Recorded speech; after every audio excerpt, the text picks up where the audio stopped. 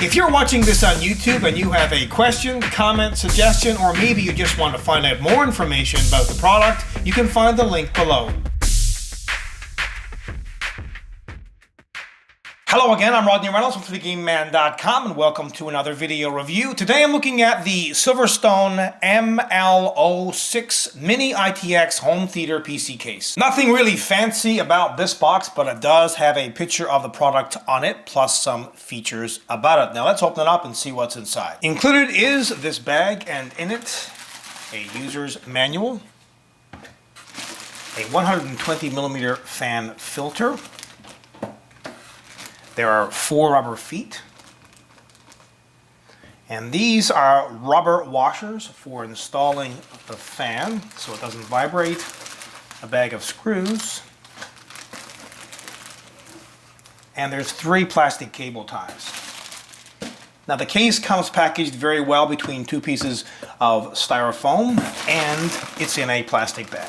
Now this is a small form factor case, great for a home theater PC setup, or if you want to build, a really tiny computer system, it will be perfect. Speaking of tiny, this is the smallest in the Milo series. It measures in at 350 by 99 by 205 millimeters, and it's 7 liters. Now it comes in this black color. It's mainly comprised of steel. There are bits of plastic on it, but the front bezel is aluminum. Oh, and by the way, the steel in this case is 0.8 millimeters thick, but the front aluminum panel is 7 millimeters thick. At the front left is their logo. At the front right is the reset button and power button, and I'll show you how they work in just a minute. They kind of push up from the bottom. As well, a slot here for a slim optical disk drive. So here's a closer look at the reset button and power button. You can see that the reset button is actually recessed, but you have to push it up from the bottom. And of course, the power is the same, except it comes down a little bit further, so you can easily turn the system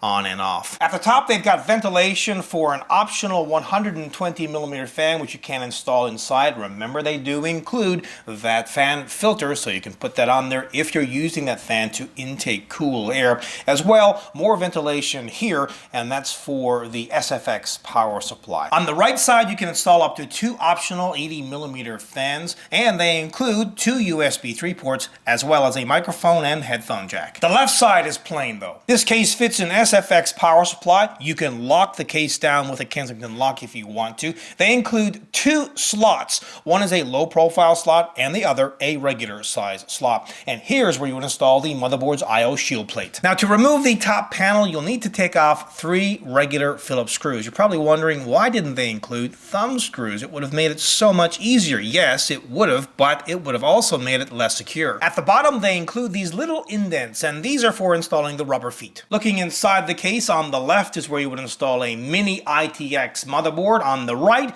is where you would install an SFX power supply. And by the way, they do have a couple of rubber rests for the power supply to lodge on. Now they have this nifty multi-purpose bracket, and it's held into place with 4 screws, 2 on the back and 2 on the front. Once you have those taken out, you can just remove the bracket quite easily and install what you need. Now you can install either a slim optical disk drive, a 3.5-inch hard drive, 2 2.5-inch drives, or 1 120mm fan. Now they include this bracket, which gives the case rigidity, but when you're installing or removing computer gear, well, you can take this bracket off, but once you're finished, of course, put it back on. And they include a 2.5-inch hard drive cage, which can be removed by taking off 3 screws. You can install up to 4 2.5-inch drives inside this. Now you can fit an SFX power supply that is up to 140 millimeters in length, and a CPU cooler that is anywhere between 37 to 70 millimeters in height. This is a wonderful little Mini-ITX case, perfect for a home theater PC build, or really